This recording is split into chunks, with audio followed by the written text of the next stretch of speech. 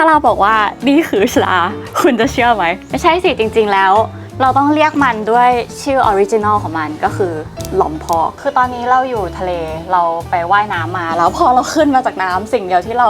เห็นในฟีดโทรศัพท์ก็คือลิซ่าคือครึ่งฟีดพูดเรื่องลิซ่าเป็นคนไทยเพราะลิซ่าใส่ชดาอีกครึ่งฟีดพูดเรื่องว่าทำไมลิซ่าถึงไม่ควรใส่ชดาและชดาเป็นของสูงยังไงนี่ไม่ใช่ครั้งแรกที่เกิดปรากฏการณ์นี้ทุกครั้งที่มีศิลปินดาราหรืออะไรก็ตามที่เป็น pop culture เอาวัฒนธรรมของสูงของไทยเข้ามาผสมใน pop culture ปัจจุบันเนี่ยก็จะมีอะไรแบบนี้เกิดขึ้นเสมอก็คือคนเถียงกันว่าของสูงไม่ควรเอามาเล่นทีนี้เนี่ยปัญหามันคือคำว่าของสูงใช่ไหมแล้วอะไรคือของสูงทำไมเวลาเราพูดถึงศิลปวัฒนธรรมไทยเราถึงไม่สามารถจะ move on จากโขนชฎาหรือวัฒนธรรมไทยแบบชาววังได้ทำไมเรื่องทั่วไปในชีวิตประจำวันหรือศิลปะประจำภาคที่เป็นศิลปะพื้นถิ่นแต่ละภาคเนี่ยไม่ถูก appreciate ว่าเป็นศิลปะไทยเหมือนกันทั้งหมดเนี้ยมันรวมเข้ามาในประเด็นว่าแล้วทำไมชฎาถึงเป็นสิ่งที่แบ่งแยกชนชั้นชฎาเจ้าปัญหาเนี่ยชื่อดั้งเดิมของเขาก็คือลอมพอกนะคะเขาเป็นเครื่องโพกหัวของชาวเปอร์เซียแล้วก็มีอีกทฤษฎีหนึ่งที่บอกว่าชฎาเนี่ยได้ต้นแบบมาจากทรงผมที่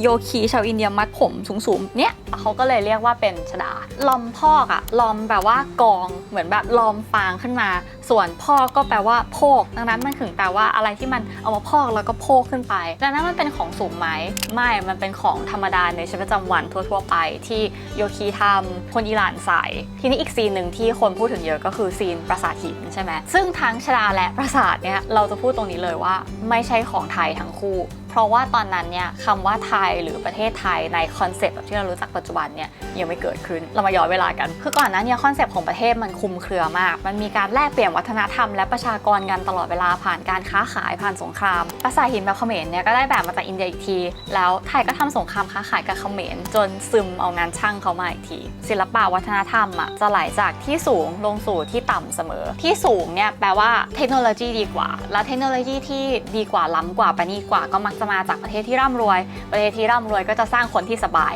คนที่สบายก็จะอ่อนแอพอคนอ่อนแอก็ถูกประเทศอื่นที่เข้มแข็งกว่าตีพอประเทศที่เข้มแข็งตีเอาคนอ่อนแอแต่มีเทคโนโลยีไปได้ก็ซึมวัฒนธรรมเขาไปแล้วก็สร้างนวัตกรรมกลายเป็นประเทศที่ร่ำรวยแล้วก็สบายแล้วก็วนเป็นวงกลมแบบนี้นี่คือลักษณะที่เกิดขึ้นตลอดประวัติศาสตร์มนุษยชาตินะคะ Popular Belief เนี่ยก็คือเชื่อว่าไทยลบชนะเขมรแล้วก็กวาดช่างเขมรเข้ามาใช่ไหมแต่ว่าจริงๆแล้วเขาเชื่อว่า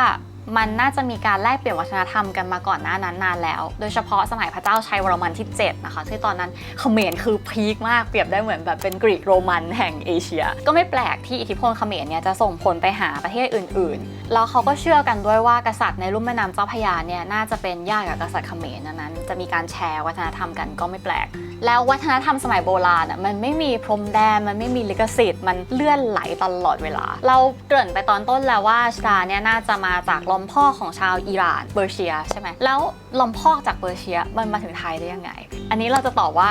ดารายุคนั้นเป็นคนเอามาค่ะดารายุคนั้นที่ชาววังของไทยปิ่งกันมากที่สุดเนี่ยก็คือโขนคือสมัยเนี้ยเวลาเราชอบนิยายอะไรสักอย่างเราก็จะดูเวอร์ชันรีเมคของมันใน Netflix ใช่ไหมสมัยนั้นถ้ามีวรรณกรรมดังเนี่ยเขาก็จะรีเมคมันเป็นโขนแล้วรีเมคที่ดังที่สุดในยุคนั้นเนี่ยก็คือเรื่องรามเกียรติ์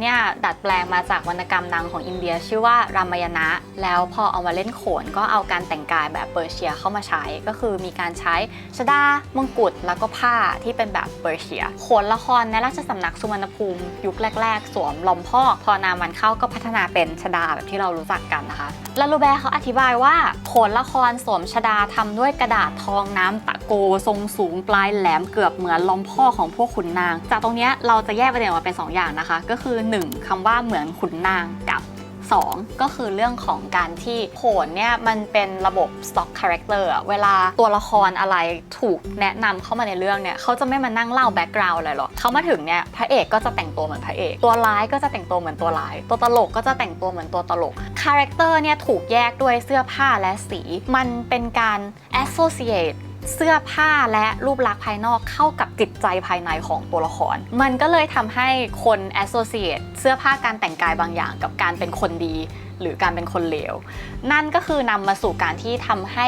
คนรู้สึกว่าชาดาเป็นของสูงเป็นของคนดีเพราะว่าเป็นเครื่องแต่งกายที่ตัวเทวดาตัวกษัตริย์ตัวพระนางใส่ทีนี้มาประเด็นที่2ในบันทึกนั้นก็คือที่เขาบอกว่าลอมพอกที่ใส่เหมือนขุนนางคือไม่ใช่แค่ใช้ในการละครนะคะแต่ว่าลอมพอกเนี่ยก็ถูกนำมาอัดแอปใส่ในราชสำนักโดยขุนนางและกษัตริย์เหมือนกันแล้วลาลูแบร์เขาก็บันทึกไว้ลาลูแบร์บันทึกอีกแล้วคือสมัยก่อนเอกสารประวัติศาสตร์ของไทยจะเป็นคนต่างชาติบันทึกเยอะเพราะว่าเราไม่มีวัฒนธรรมการจดบันทึกแบบละเอียดขนาดนั้นซึ่งน่าเสียดายที่เรื่องของประเทศเราเองแต่เราต้องมานั่งอ่านจากปากคำของคนนอกแต่ก็ไม่เป็นไรเขาบอกว่าพระลอมพ่อของพระบาทสมเด็จพระเจ้าอยู่หัวประดับขอบหรือเสวียรเกล้าด้วยพระมหามงกุฎเพชรรัตน์ส่วนลอมพ่อของพวกขุนนางนั้นประดับด้วยเสวียรทองคำเงินหรือกาไหลทองมากน้อยตามยศบางคนก็ไม่มีเสวียรเลยพวกขุนนางจะใช้ลอมพอกนี้ช่วงเวลาเข้าเฝ้าพระมหากษัตริย์หรือเพลาประชุมคณะขุนศาลตุลาการหรือในพิธีลางอย่างเท่านั้นแปล